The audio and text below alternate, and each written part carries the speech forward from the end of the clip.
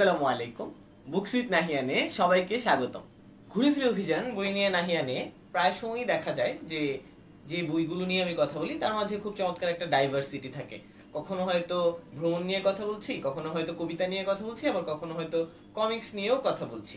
আমার পছন্দের যে বইগুলো রয়েছে, ছোটদের বই কিংবা ভ্রমণ বিষয়ক বই বা বিভিন্ন লিটারেরি নন ফিকশন, সেগুলো নিয়ে কথা বলার পাশাপাশি আমি কিন্তু এর বাইরেও অনেক ধরনের বইয়ের সাথে চেষ্টা করি যতটুকু সম্ভব আপনাদেরকে পরিচয় করিয়ে দিতে। আজকে আবারও অনেকদিন পর একটা কমিক্স নিয়ে আপনাদের সাথে কথা বলবো, এবং এই কমিক্সটি বিশেষ ধরনের, অর্থাৎ আমরা সচরাচর যে ধরনের কমিক্স পড়ে থাকি তার থেকে বেশ অনেকটাই আলাদা, এবং এই জায়গাটায় এই ইউনিকনেসটা আমার কাছে বেশ চমকপ্রদ লেগেছে। বইটির নাম হচ্ছে অগ্নি যোদ্ধা। বইটি লিখেছেন শান্তনা শান্তুমা। ওনারা দুইজন মিলে আসলে এই কমিক্সের কাজগুলো করে থাকেন, এবং ওনারা শান্তনা শান্তুমা এই নামেই পরিচিত। ওনাদের অসম্ভব জনপ্রিয় একটা কমিক্স রয়েছে, বইটির নাম হচ্ছে লকারের চিঠি। তবে মজার ব্যাপার হচ্ছে হাতে কাগজের বই হিসেবে আপনারা সেই বইটিকে পাবেন না। সেই বইটি পাওয়া যাবে অনলাইনে, এবং ওনারা একেবারে উন্মুক্ত করে দিয়েছেন সেই বইটি পাঠকদের জন্য। সো আপনারাও কিন্তু ফ্রিতে অনলাইনে সেই বইটির একটি ডিজিটাল ভার্সন পড়ে ফেলতে পারবেন। আমিও সেখানেই প্রথম ওনাদের আঁকা বা লেখা পড়ি, এবং সেই বইটি পড়ে, অর্থাৎ লকারের চিঠি এই কমিক্সটি পড়ে আমি অসম্ভব মুগ্ধ হই। পরবর্তী থেকেই আমি ওনাদের কাজগুলো ফলো করার চেষ্টা করতাম, এবং এর আগে পাঞ্জেরির আশ্চর্য নামে একটা সংকলন প্রকাশিত হতো, সেখানেও ওনাদের কিছু কমিক্স পড়েছি। প্রত্যেকটা কমিক্সই খুবই ইমোশন কে টাচ করে যায়, এবং এই এলিমেন্টটা আমার কাছে বেশ ভালো লেগেছে। ওনাদের আঁকার যে ধরন, সেটা জাপানিজ যে আঁকার ধরন রয়েছে, যেটাকে আমরা সবাই মাঙ্গা হিসেবে চিনি। জাপানের যে আর্টগুলো আছে সেগুলোকে ইউজুয়ালি আমরা মাঙ্গা বলে থাকি। তো সেই আঁকার যে ধরন, সেটার সাথে আসলে একেবারেই ওনাদের আর্ট স্টাইলটা মেলে। সো ওনারা একেবারেই মাঙ্গা স্টাইলে এঁকে থাকেন, এবং বাংলাদেশে ওনারা মাঙ্গা নিয়ে অনেক কাজও করে থাকেন। ওনাদের এই আর্টের স্টাইলটা জাপানিজ হলেও গল্প কিংবা গল্পের ভেতরের যে ইমোশনগুলো, এগুলোতে একেবারেই বাঙালি একটা ছোঁয়া আপনি সবসময় পাবেন। সো অগ্নিযোদ্ধা এই বইটিও সেরকম একটি বই, এবং এই ইমোশনের জায়গাটা থেকে আমার কাছে বইটি খুবই ভালো লেগেছে। এবং একটু যদি বিস্তারিত বলি, বইটির পেছনের লেখাটা দিয়েই শুরু করছি। আমি অগ্নিরা, বিধ্বংসী আগুন থেকে উঠে আসা সাহসী এক মেয়ে। যে গল্পটি আমি শোনাতে যাচ্ছি সেটি একই সাথে আমার বাবারও গল্প।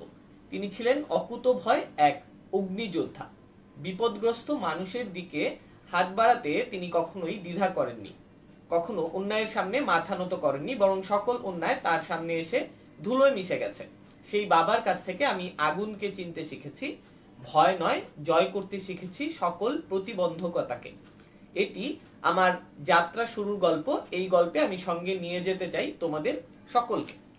সো এই বইটিতে আমার কাছে যে জিনিসটি খুবই চমকপ্রদ লেগেছে, যে খুবই মানে যোদ্ধা, একটা দৃঢ়চেতা মানসিকতা। আমার মনে হয় এই বইটি যখন পাঠকেরা পড়বে তারা অনুভব করতে পারবে। গল্পের যে মূল চরিত্র, যার নাম নীলা বা অগ্নিলা, তাকে কেন্দ্র করেই বইটি শুরু হয়েছে, এবং তাকে বেসিক্যালি আমি এইখান থেকে একটু কিছুটা স্পয়লার দিতে পারি। সো যারা স্পয়লার ফ্রি একটা ভিডিও দেখতে চাচ্ছেন, তারা আমার মনে হয় যে এই পর্যন্ত শুনেই বইটি পড়ার জন্য আগ্রহী হয়েও যেতে পারেন।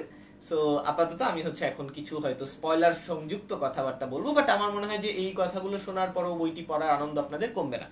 সো বুঝতেই পাচ্ছেন পেছনের কথাগুলো শুনে যে ফায়ার ফাইটিং কে কেন্দ্র করে এই গল্পটি গড়ে উঠেছে, এবং অগ্নিলাকে আসলে উদ্ধার করে তার বাবা, যিনি আসলে তাকে অ্যাডাপ্ট করেন পরবর্তীতে। তিনি একজন ফায়ার ফাইটার ছিলেন, এবং পরবর্তীতে উনি অগ্নিলাকে অ্যাডাপ্ট করেন এবং তাকে বড় করে তোলেন।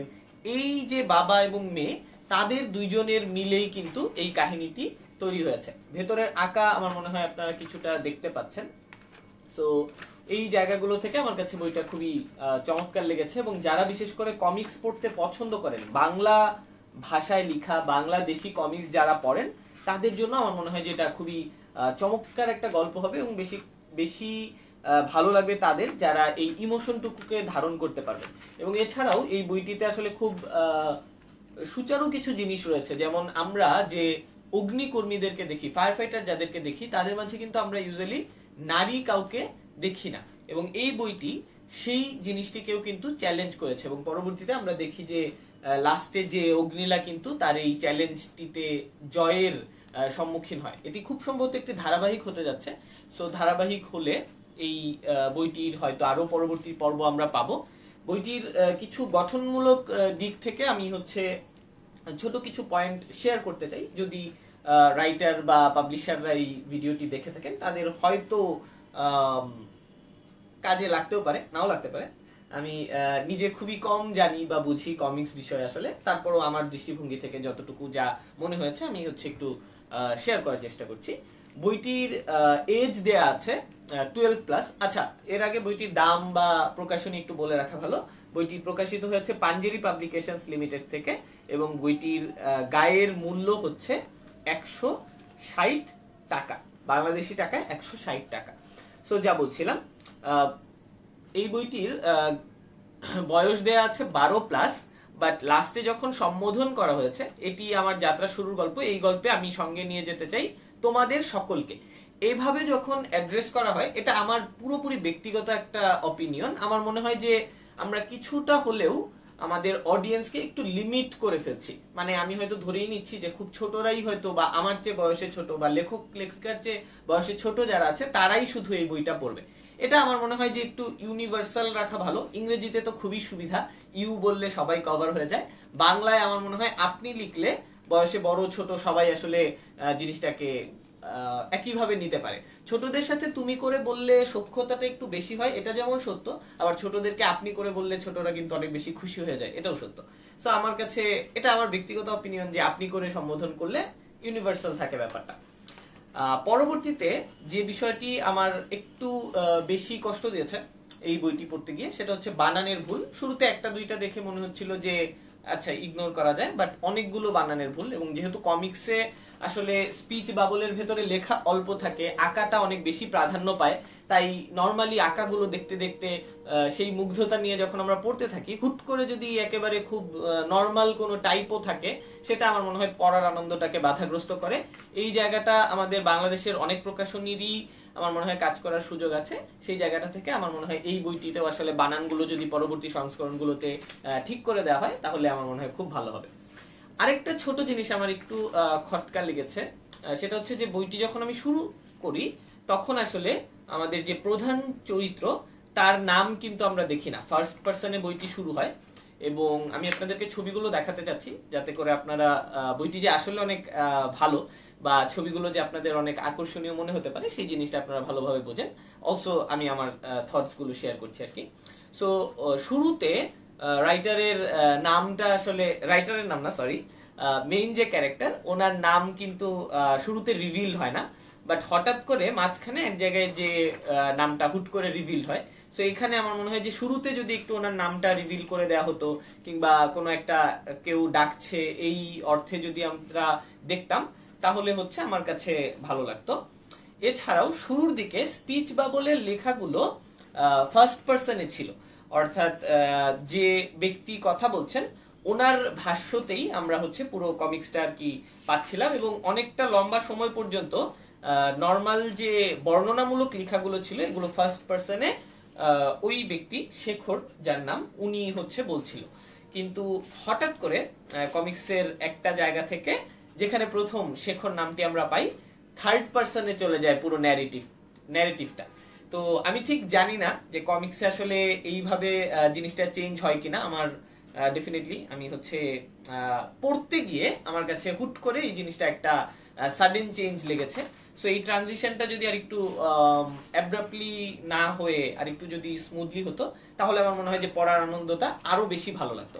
বাট ডেফিনেটলি আমার মনে হয় যে মানসিক শক্তির দিক থেকে অনেক বেশি প্রেরণা যোগাবে এই বইটি যারা পড়বেন তাদেরকে। এবং যারা একদম দৃঢ় চিত্ত নিয়ে কোনো একটা কাজ করতে চান বা করতে পছন্দ করেন তাদের আমার মনে হয় যে অনেক বেশি অনুপ্রেরণা জাগাবে।